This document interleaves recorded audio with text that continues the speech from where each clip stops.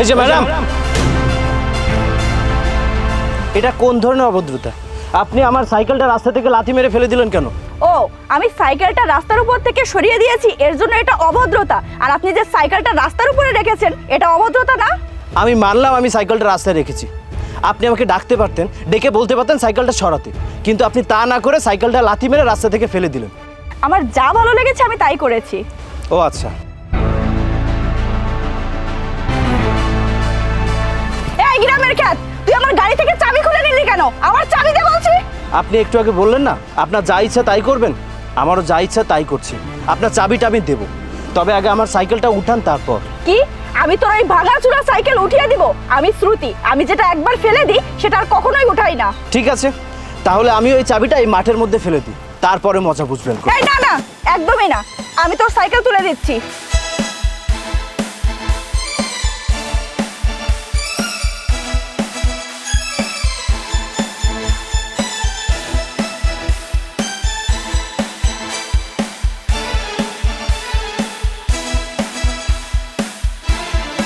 Madam, আর যাই করেন না কেন, গ্রামের মানুষদের সাথে ঝগড়া করতে আসবেন না। তোকে আমি দেখে নিব।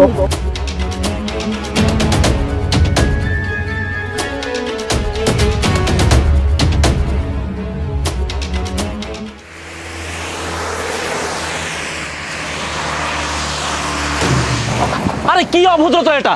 রাস্তায় কি আপনার বাপের নাকি যেভাবে গাড়ি চালাচ্ছেন?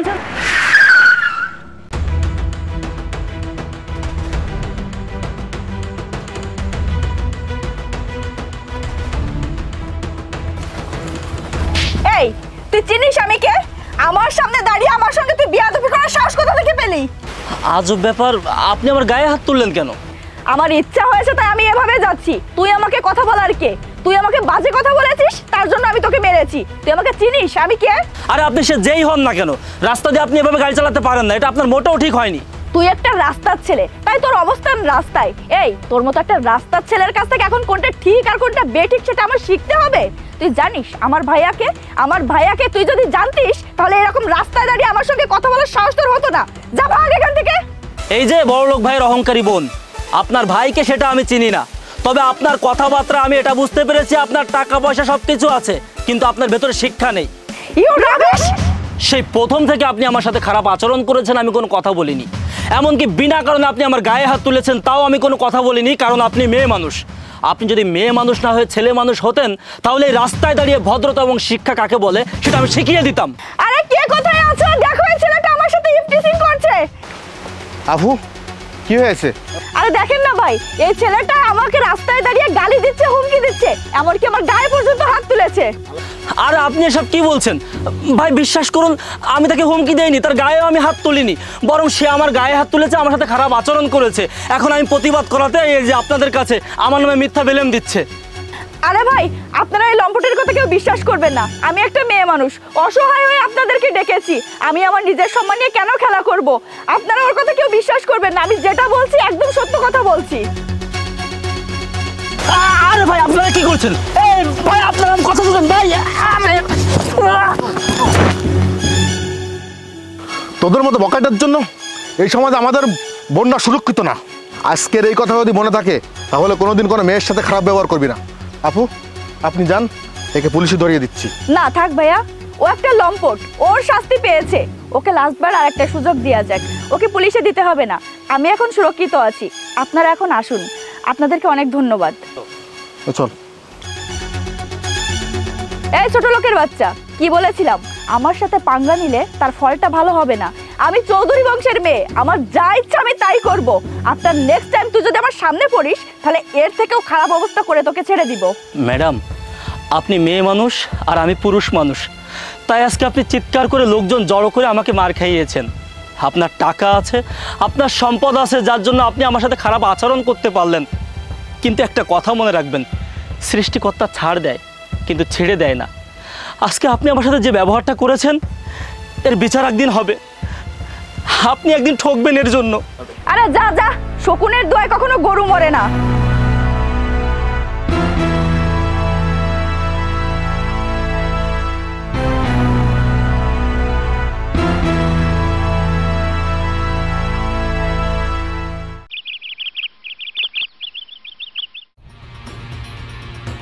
ধর তোর 1000 টাকা।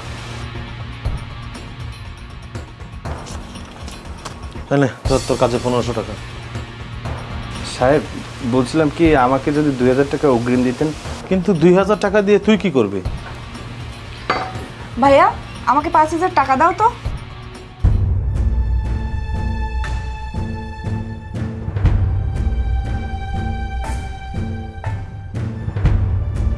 আর হ্যাঁ, তুই তো বললি না 2000 টাকাতে কি করবি?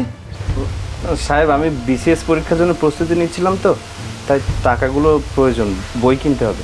কি কি বললি তুই? তুই দিবি বিসিএস পরীক্ষা? আরে পাগল, মুখে বললেই কেউ বিসিএস ক্যাডার হয়ে যায় না। তুই জানিস বিসিএস পড়তে গেলে কত টাকা খরচ হয়, কত সময় দিতে হয়? সাহেব টাকা পয়সায় তো সব না। আমি শুনেছি মানুষের ভিতরে যদি অদম্য ইচ্ছা শক্তি আর পরিশ্রম থাকে তাহলে সে অবশ্যই সফলতা পাবে। ও ঠিক আছে, সেটা দেখা যাবে। ধর। সাহেব আমি তাহলে আসি। আসসালামু আলাইকুম।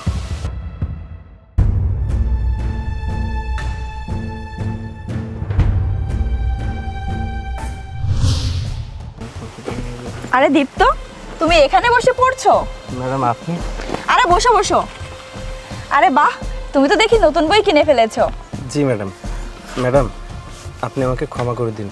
ওই দিন আসলে আমি না বুঝে আপনার সাথে এরকম ব্যবহার করেছি। আমি জানতাম না যে আপনি আমার মালিকের বোন। আরে তুমি ওসব নিয়ে চিন্তা করো না, ওই দিনের কথা আমি ওই দিনই ভুলে গিয়েছি। এখন বলো তোমার পড়াশোনা কেমন চলছে? জি ম্যাডাম ভালোই চলছে। সারাদিন মাঠে কাজ করে যতটুকু সময় পাই আমি পড়তে বসি। আচ্ছা, তুমি তো একটা কাজ করতে পারো, তুমি এখন কাজটা একটু কমিয়ে পড়াতে একটু মন দিতে পারো, তাহলে তো তোমার রেজাল্টটাও ভালো হতে পারে। ম্যাডাম আপনি যেটা বলেছেন সেটা আমিও ভেবেছি, কিন্তু কি করব বলুন, গরিব মানুষ তো, কাজ না করলে টাকা কোথায় পাবো? আরে তুমি এটা নিয়ে একদমই চিন্তা করো না, এই ব্যাপারে আমি ভাইয়ের সঙ্গে কথা বলবো, ভাইয়া যাতে তোমাকে পুরো টাকাটাই দেয়। কিন্তু কিন্তু কি ম্যাডাম? তুমি হয়তো জানো না, আমিও বিসিএস এর জন্য প্রস্তুতি নিচ্ছি। দীপ্ত, তোমার কাছে আমার একটা আবদার, আমি যেগুলো না বুঝবো আমাকে একটু বুঝিয়ে দিবে, আর নোটসগুলো আমাকে দিবে।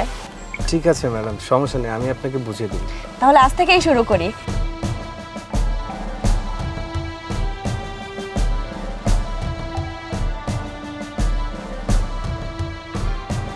অনেক তো পড়া হলো, এবার চলুন। আচ্ছা ঠিক আছে, চলো।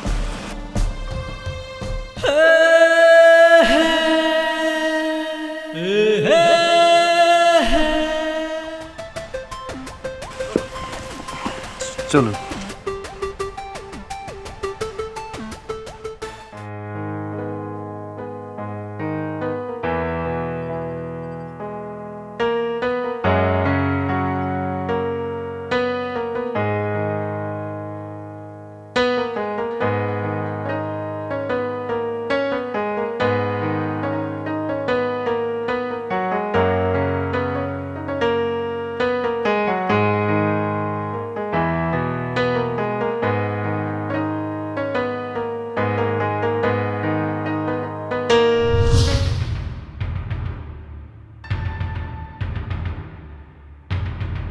দীপ্ত, এই টাকাগুলো রাখো।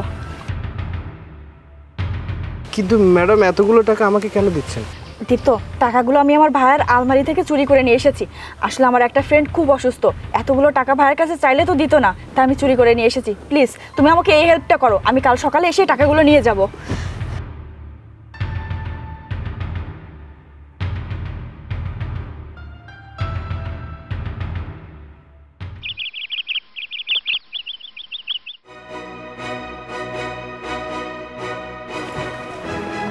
এই বাড়িতে কেউ আছেন? বাড়িতে কেউ আছেন? থাকলে বাইরে বের হয়ে আসুন।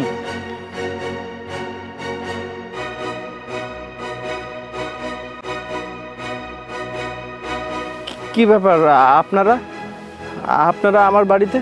স্যার, এই যে সেই চোর যে আমাদের বাড়িতে গিয়ে আমার ভাইয়ের আলমারি ভেঙে টাকাগুলো চুরি করে নিয়ে এসেছে, আপনি ওকে অ্যারেস্ট করুন।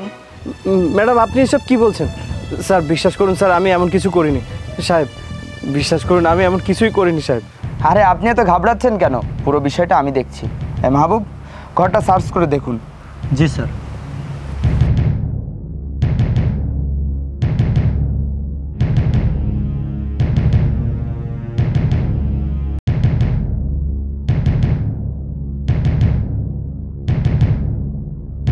স্যার, এই যে টাকা পাওয়া গেছে, কামরুল সাহেব যে বিবরণ দিয়েছিলেন সেই বিবরণ অনুযায়ী ঘরে টাকাগুলো আমি পেয়েছি।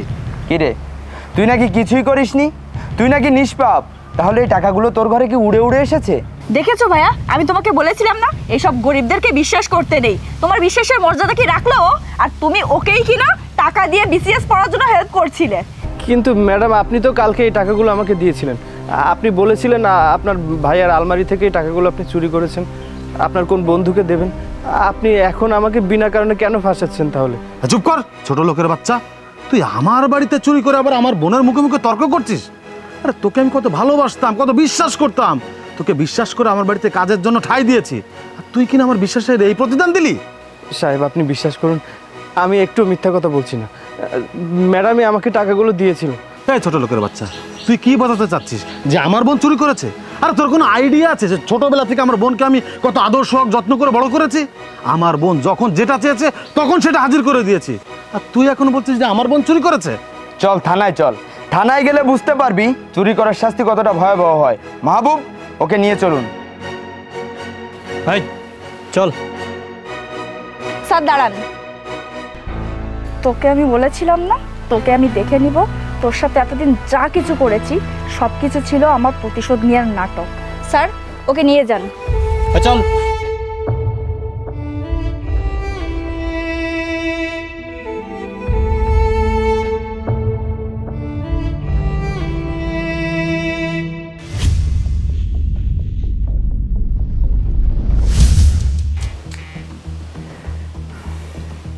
কি ব্যাপার, তুই তো টেনশন করছিস কেন?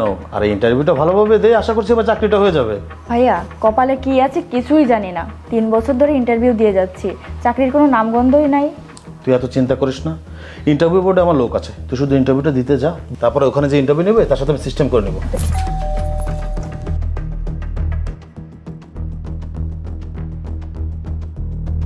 মে I come in sir? Yes, come in. Dipto, তুই এখানে? হোয়াট? দীপ্ত? আমি আপনার বাড়ির চাকর না যে আমার নাম ধরে ডাকবেন। এখানে সবাই আমাকে স্যার বলে ডাকে, so please call me sir. Seat.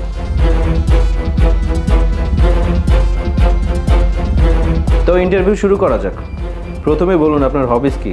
Sir, আমার হবিস হচ্ছে পড়াশোনা করা। আর থাক, বলতে হবে না, আমি খুব ভালো করে জানি আপনার হবিস। গরিব মানুষকে অপমান করা, গরিবদেরকে সহ্য করতে না পারা, মিথ্যা চুরির অপবাদ দিয়ে কাউকে জেলে পাঠানো যাতে সে আপনার উপরে উঠে না যায়, সাধারণ মানুষের বিশ্বাস নিয়ে খেলা, তাই তো? আই এম সরি দীপ্ত, আসলে আমি আর আমার ভাইয়া তোমার সঙ্গে অনেক খারাপ ব্যবহার করেছি, তুমি আমাদেরকে ক্ষমা করে দাও। দেখুন, আমি কিন্তু আপনার সাথে ভালো ব্যবহার করেই যাচ্ছি, কিন্তু আপনি তারপরে আমার সাথে তুমি, নাম ধরে ডাকা এগুলো করছেন কেন? আমি তো আগেই বলেছি আমি আপনার বাড়ির চাকর না। সো কল মি স্যার, আর আপনি বলে সম্বোধন করুন। কিন্তু স্যার, আপনি তো জেলে গিয়েছিলেন, সেখান থেকে এত কিছু কিভাবে সম্ভব? এই পৃথিবীতে অসম্ভব বলে কিছু নেই, সবই সম্ভব। সেদিন যখন আপনি আমাকে মিথ্যা চুরির অপবাদ দিয়ে জেলে পাঠিয়েছিলেন, তখন পুলিশ আমাকে রাস্তায় নিয়ে যাওয়ার সময় তোকে আমি বলেছিলাম না তোকে আমি দেখে নিব। তোর সাথে এতদিন যা কিছু করেছি সব কিছু ছিল আমার প্রতিশোধ নেওয়ার নাটক। স্যার, ওকে নিয়ে যান। এই দাঁড়াও, ওকে ছাড়ুন। আসলে আমার কেন জানি মনে হচ্ছে তুমি নির্দোষ, কিন্তু কামরুল সাহেবের সামনে আমি কথাগুলো বলতে পারিনি, কারণ সে আমাকে থানা থেকে ইনফর্ম করে নিয়ে এসেছে। তাছাড়া টাকাগুলোও কিন্তু তোমার ঘরে পাওয়া গিয়েছে। আসলে কাহিনীটা কি আমাকে একটু খুলে বলো তো। স্যার শুনুন তাহলে। আর যাই করেন না কেন, গ্রামের মানুষদের সাথে ঝগড়া করতে আসবেন না। তোকে আমি দেখে নিব। ছি ছি ছি, সামান্য প্রতিশোধ নেওয়ার জন্য মানুষ মানুষের সাথে এমনটা করতে পারে, সেটা আমি না দেখলে বিশ্বাস করতাম না। তোমাকে আমি থানায় নিব না, তোমাকে আমি এখানেই ছেড়ে দিচ্ছি। তুমি এই গ্রাম ছেড়ে অন্য গ্রামে চলে যাবে। তোমার থাকা খাওয়ার ব্যবস্থা আমি করব, তোমার লেখাপড়ার খরচও আমি দিব। তুমি শুধু সাফল্য দিয়ে এটা বুঝিয়ে দিবে যে গরিবরাও মানুষ। যাও, আজকেই চলে যাও এখান থেকে। মাহবুব, চলুন। ধন্যবাদ স্যার।